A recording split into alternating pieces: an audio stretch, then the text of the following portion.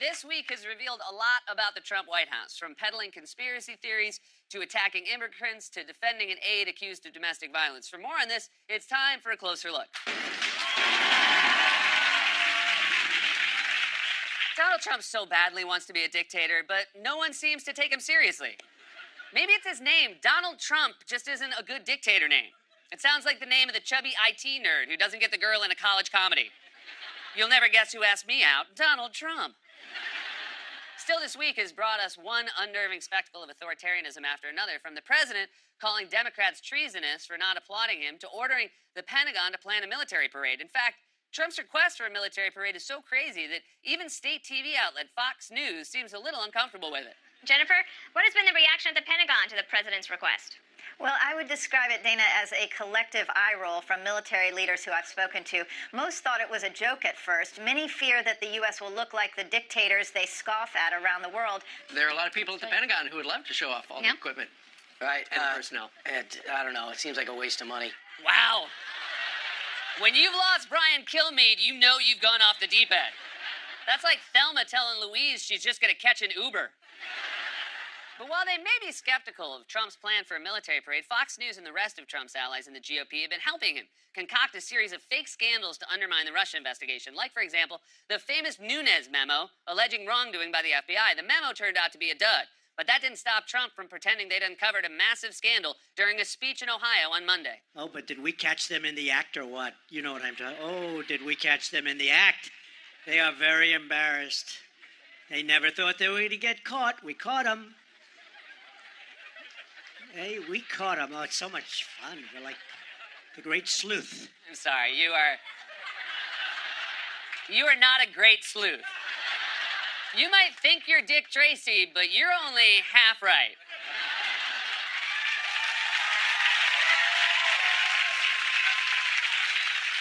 So Trump's allies in Congress and the right-wing media have been going all out to discredit the Russia probe. And yesterday, they latched on to yet another wild conspiracy theory when a text message from September 2016 emerged between former FBI officials who were having an affair, in which one wrote to the other, "POTUS wants to know everything we're doing." Now, Fox News tried to claim the text was a reference to President Obama meddling in the Hillary Clinton email investigation, but if you look at the timeline, that doesn't make any sense. In fact, it turns out the text was actually about Russian interference in the election, a topic any competent president would obviously want to be briefed on. Of course, if that text were sent now under Trump, it would read, "POTUS doesn't want to know what we're doing. He threw a cheeseburger at me and screamed fake news."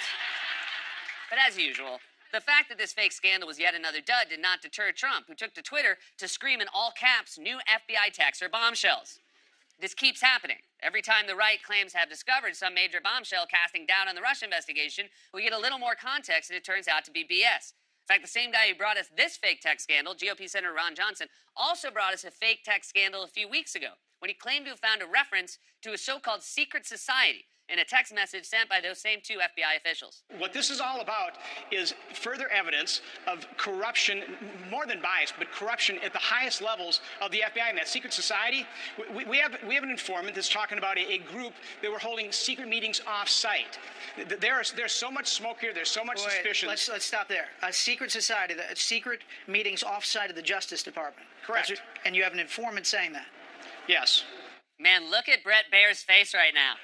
That's the face you make when someone comes up to you on the subway and tells you Pizza Rat was a government mind control project. He didn't want the pizza, man. They just made him think he wanted the pizza.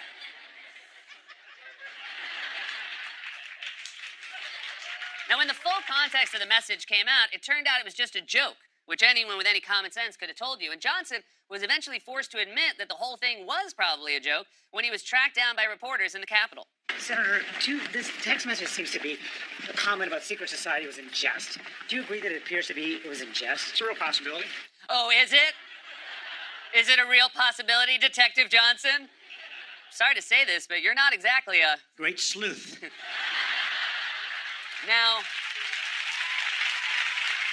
while all of this is happening, Special Counsel Robert Mueller's investigation seems to be moving very quickly, and his team has made clear that they would like to interview Trump soon. But this week, Trump's lawyers have been telling him not to comply. Lawyers for President Trump say he should not agree to sit down with special counsel Robert Mueller. That is according to the New York Times, saying, quote, lawyers are concerned that the president, who has a history of making false statements and contradicting himself, could be charged with lying to investigators.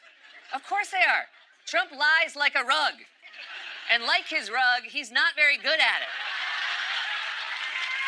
The best thing that ever happened. No lawyer who has ever met Donald Trump would let him sit down for an interview under oath with Robert Mueller. In fact, I'm pretty sure one of the first questions on the bar exam is, would you let Trump talk under oath? And the only two choices are no and hell no.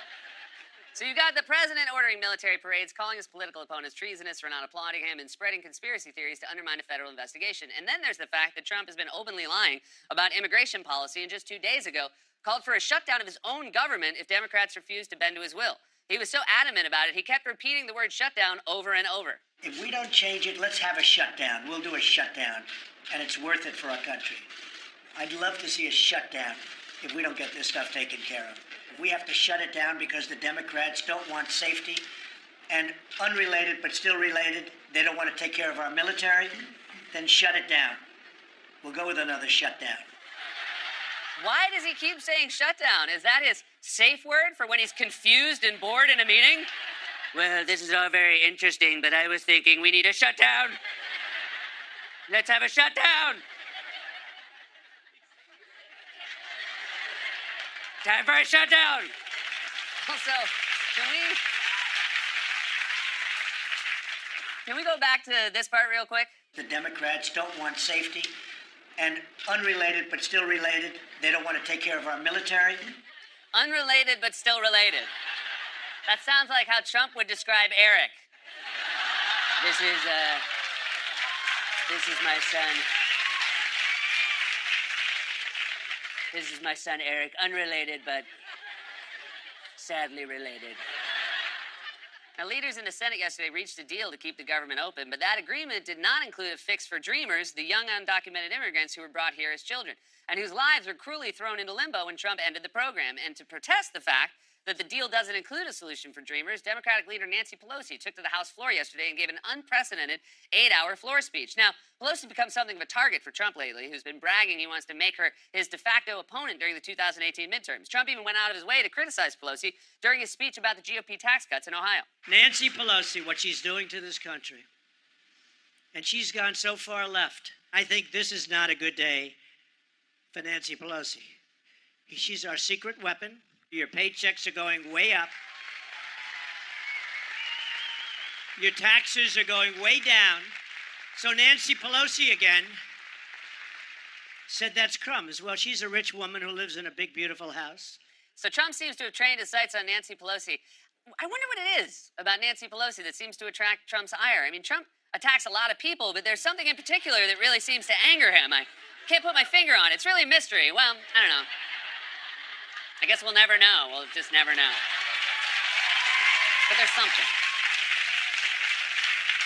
In fact, the Trump White House's misogyny and hostility towards women were once again on display this week when administration officials initially defended the White House staff secretary, Rob Porter, after he was accused by 2 ex-wives of domestic abuse. It was reported that senior White House officials were aware for months of the allegations. No action was taken to remove him from the staff, and after the allegations surfaced Tuesday, the White House strongly defended him. Now, the allegations against Porter were reported by 2 different publications and corroborated by photos and contemporary sources, but still, the Trump White House initially defended him. In fact, this is a White House that has repeatedly chosen the denials of men over the many corroborated stories of women, whether it's in the case of Roy Moore, Corey Lewandowski, or Trump himself. At least 16 women accused the president of sexually harassing them throughout the course of the campaign. Last week, during a press conference in the Rose Garden, the president called these accusations fake news. Is the official White House position that all of these women are lying?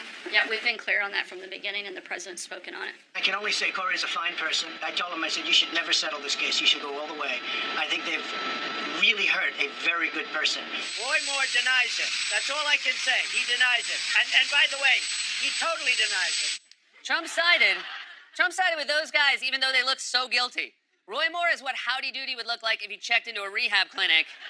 And Corey Lewandowski looks like he should be slowly rising out of a basket while music plays. Porter resigned yesterday despite Kelly and other White House officials initially defending him. And in the wake of Porter's resignation, this photo of a group of key Trump aides from a July 2017 event has resurfaced. Look at that photo. Everyone in that photo has either resigned or been fired. Lewandowski, Omarosa, Anthony Scaramucci, Sebastian Gorka, and Porter. Even the car in the back has been fired. Melania kept trying to escape in it, so it had to go. So if you're in the photo, it means eventually you'll be fired. And I know it's cheating, and I don't know, maybe this will work? There we go. This has been a closer look.